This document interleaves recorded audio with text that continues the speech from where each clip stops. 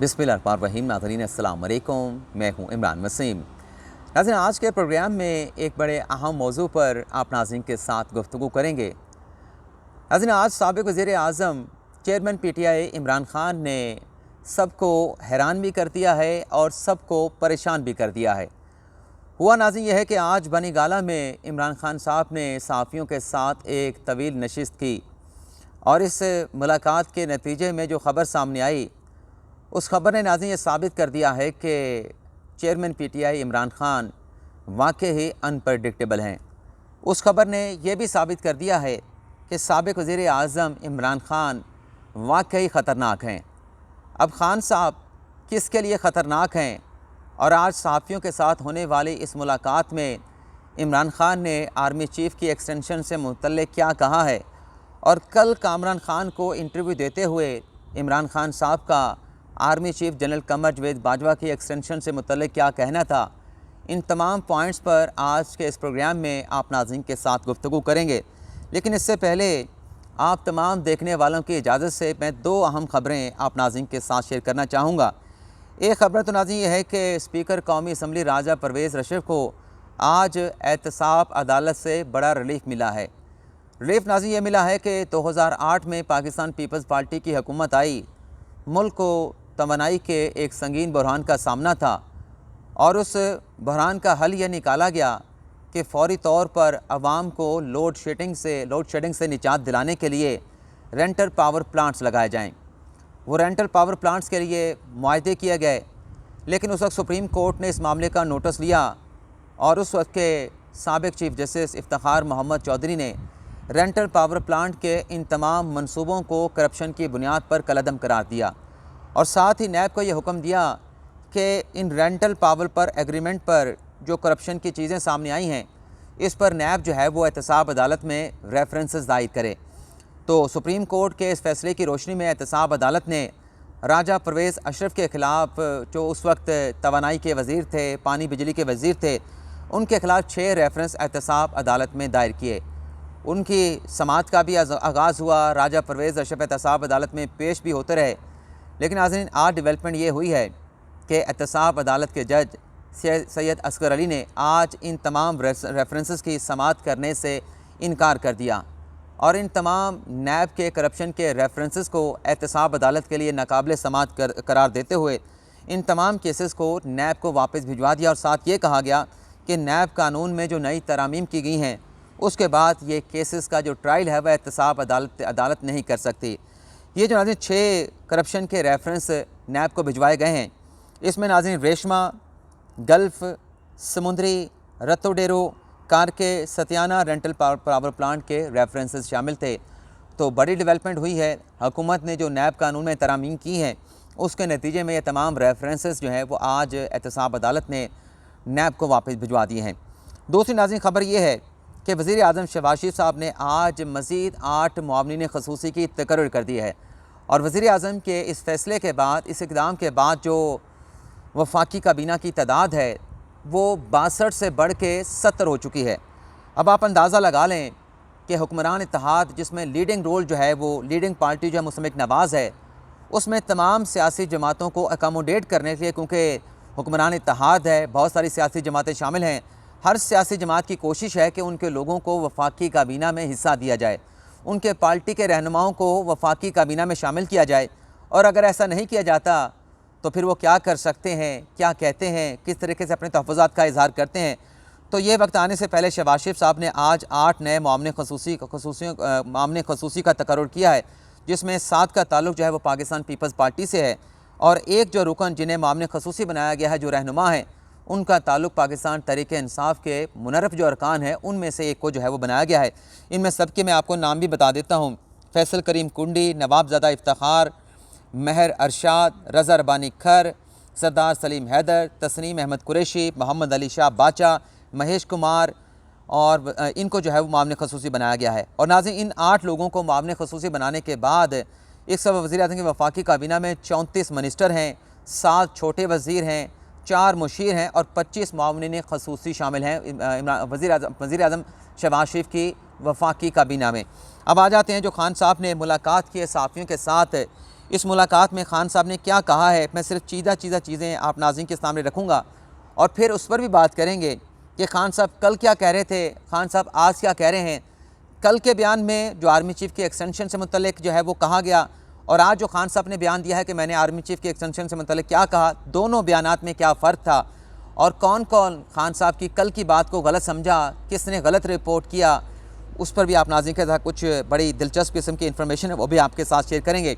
नाज़रीन, खान साहब ने बनी गाला में सहाफ़ियों के साथ मुलाकात में कहा कि सितंबर में हुकूमत के खिलाफ कॉल देने का फ़ैसला कर लिया है, एहतजाज की कॉल ज़्यादा दूर नहीं, रवा महीने ही मैं इसकी कॉल दूंगा। इस हवाले से हम नाज़रीन को पहले ही बता चुके हैं कि गालिबन सितंबर के आखिर में ये कॉल खान साहब दे सकते हैं। अब सितंबर के आखिर में खान साहब कॉल देते हैं और एक हफ़्ते में 2 हफ़्ते में खान साहब अगर कामयाब हो जाते हैं कि हुकूमत इस बात पर राज़ी हो जाती है, फ़र्ज़ करें कि राज़ी हो जाती है, तब भी नए इलेक्शन का जो मामला है वो जनवरी तक जाएगा, क्योंकि आइन के मुताबिक अगर असम्बली वक्त से पहले डिज़ोल्व कर दी जाए, तहलील कर दी जाए, तो इलेक्शन कमीशन 90 दिन के अंदर इलेक्शन कराने का पाबंद है। और ये 90 दिन इसलिए दिए गए हैं कि अचानक से इलेक्शन अनाउंस कर दिया गया है, क्योंकि दूसरी सूरत में अगर वक्त पे इलेक्शन होते हैं तो इलेक्शन कमीशन को 60 रोज़ दिए जाते हैं कि वो 60 दिनों के अंदर मुल्क में इलेक्शन करवा सकें। आगे चल के खान साहब ने कहा कि आर्मी चीफ़ की मुद्दत मुलाजमत में तोसी की बात कभी नहीं की, आर्मी चीफ़ की तैनाती नए इलेक्शन तक मौखर करने की बात की है, नई हुकूमत नए आर्मी चीफ़ का फ़ैसला करे। अब ये जो खान साहब कह रहे थे, यानी खान साहब ये कह रहे थे कि मैंने आर्मी चीफ़ के एक्सटेंशन की बात नहीं की, मैंने तो सिर्फ ये कहा कि नई हुकूमत जब तक नहीं आ जाती, इलेक्शन नहीं हो जाते, नए आर्मी चीफ़ का फ़ैसला ना किया जाए। तो नवंबर में आर्मी चीफ़ की एक्सटेंशन होनी है 27 या 28 नवंबर को, तो तब तक तो इलेक्शन होते नज़र नहीं आ रहे, यानी सवे महीने के अंदर। अभी तो खान साहब ने कॉल ही नहीं दी। खान साहब कॉल कब देते हैं, उस कॉल के बाद इलेक्शन का ऐलान कब होता है और कब इलेक्शन की तारीख का ऐलान होता है, इस हवाले से फ़िलहाल कुछ कहा ही नहीं जा सकता। तो 27 नवंबर को नए आर्मी चीफ़ की तैनाती होनी है, तो खान साहब ये कह रहे हैं कि नए आर्मी चीफ़ की तैनाती को मौखर किया जाए। खान साहब के इसी बयान को इसी तरह से लेते हैं कि वाकई खान साहब ये कह रहे हैं कि नए आर्मी चीफ़ की तैनाती को पोस्टपोन कर दिया जाए, मौखर कर दिया जाए।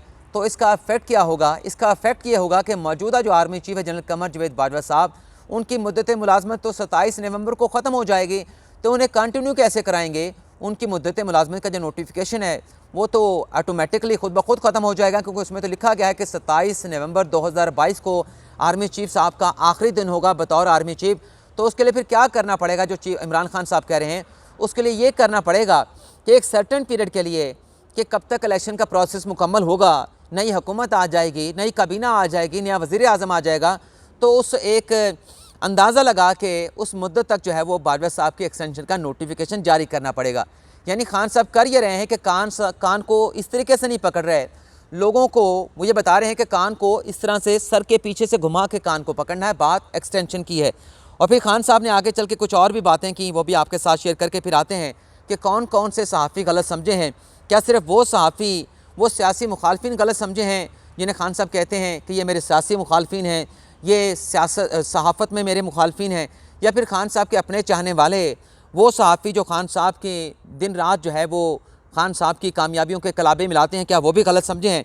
आगे खान साहब ने सहाफ़ियों के साथ मुलाकात में कहा कि कोई ऐसी बात नहीं की जिस पर ISPR ने बयान जारी किया, 2 ख़ानदानों को कभी भी आर्मी चीफ़ का नाम सेलेक्ट नहीं करना चाहिए। फिर उन्होंने कहा कि मौजूदा चीफ़ इलेक्शन कमीशन पाकिस्तान का नहीं, नून लीग का है। अच्छा, नून लीग का अगर है तो आपने क्यों उसका तकर्रुर किया? आप हकीकी आज़ादी हासिल करना चाहते हैं तो फिर आपको जब ये नाम दिया गया, किसने नाम दिया उसका नाम भी नहीं बताते। उससे आवाम को, आपके चाहने वालों को पता चल पाएगा कि नून लीग का ये बंदा था, तो नाम किसने दिया था कि आपको, कि आप इसका तकर्रुर कर दें बतौर चीफ़ इलेक्शन कमिश्नर। लेकिन खान साहब उसका नाम नहीं बताते, लेकिन कहते हैं कि उन्होंने दिया था, एस्टेब्लिशमेंट ने दिया था। और फिर खान साहब ने कहा कि -1 फार्मूला लगाने की कोशिश की जा रही है, इनको मालूम है कि इमरान खान के होते हुए मैच नहीं जीत सकते। बिल्कुल खान साहब के होते हुए मैच नहीं जीत सकते। खान साहब को जो सबसे बड़ा दुश्मन है वो कोई और नहीं, सियासी रहनुमा, दानश्वर ये कहते हैं, तज्ज़ियाकार ये कहते हैं कि खान साहब का अगर कोई दुश्मन है वो कोई और नहीं, वो खान साहब खुद अपने दुश्मन है। खान साहब को अगर कोई शिकस्त दे सकता है वो सिर्फ इमरान खान ही शिकस्त दे सकता है। अब आ जाते हैं कि हम भी गलत समझे, खान साहब के सियासी मुखालफिन भी गलत समझे, और जो खान साहब जिन्हें लिफाफी सहाफ़ा कहते हैं वो भी गलत समझे। लेकिन ये खान साहब के कुछ चाहने वाले सहाफ़ी हैं, ये भी गलत समझे। ये क्या कहते हैं कल के खान साहब के स्टेटमेंट के हवाले से? अब ये एक वीलॉग करते हैं, हमारे दोस्त हैं, बड़ा अच्छा वीलॉग करते हैं खान साहब के हक़ में। सियासी तौर पे इख्तलाफ हो सकता है, लेकिन वो लिख क्या रहे हैं? इमरान खान का मास्टर स्ट्रोक, PDM की सफ़ों में खलबली मच गई, जरदारी नवाज़ के सारे ख्वाब चकनाचूर। यानी इमरान खान साहब ये कहते हैं कि जरदारी और नवाज शरीफ आर्मी चीफ लगाना चाहते हैं, तो वो ये लिख रहे हैं कि जरदारी और नवाज शरीफ के ख्वाब चकनाचूर, क्योंकि इमरान खान साहब ने आर्मी चीफ की एक्सटेंशन की बात कर दी है। अमेरिका को गलती का एहसास हो गया, कल तक जो अमेरिकी साजिश थी अब वो अमेरिकी गलती हो गई है। आगे हमारे एक और दोस्त, बल्कि इसके तो मेरे ऊपर बहुत ज़्यादा एहसान भी हैं, मेरा करीबी दोस्त है, मैं आज भी इसका बहुत ज़्यादा रिकॉर्ड करता हूँ, मैं दिल के साथ कह रहा हूँ, और ख़ान साहब के बड़े करीबी समझा जाता है। और इन्होंने ये लिखा, बाजवा साहब की तस्वीर भी लगाई कि जाने की बातें जाने दो। मैं भी गलत समझा और हमारे ये दोस्त भी गलत समझा कि इमरान खान साहब का दरअसल इशारा क्या था। कुछ दोस्तों ने यह भी कहा कि खान साहब की उनके साथ मुलाकात होगी है। शेख रशीद ने भी कहा कि मुख्तदर हलकों के साथ मुलाकात होगी है, फ़िलहाल तो उसका नतीजा नहीं निकला, लेकिन जल्द जो है वो उसका नतीजा भी सामने आएगा और ख़ान साहब की ना डिस्क्वालिफिकेशन होगी और ना खान साहब के खिलाफ कोई फ़ैसला आएगा और ना ही माइनस इमरान खान होगा। लेकिन आज खान साहब ने कुछ और ही बात कर दी। मखदूम शहाबुद्दीन नौजवान सहाफ़ी हैं, बड़ा अच्छा वीलॉग करते हैं खान साहब के हक़ में, इनके साथ भी सियासी इख्तलाफात हो सकता है लेकिन बड़े वोकल हैं, बड़ा अच्छा बड़े सीक्वेंस के साथ ये वीलॉग करते हैं। इन्होंने कल 2 ट्वीट किए, भले एक वीलॉग भी किया, और वीलॉग का उन्होंने ट्वीट किया जिसमें उन्होंने लिखा कि आज कप्तान ने अपने सीने से लगाया हुआ कार्ड शो कर दिया है, जनरल बाजवा को एक्सटेंशन देने का मुतालबा। यानी मखदूम शहाबुद्दीन कह रहा है कि बाजवा साहब को एक्सटेंशन देने का इमरान खान साहब ने मुतालबा कर दिया। नए आर्मी चीफ की तैनाती मौखर, नवाज जरदारी कंपनी के तमाम मनसूबे एक झटके में ही जबरदस्त।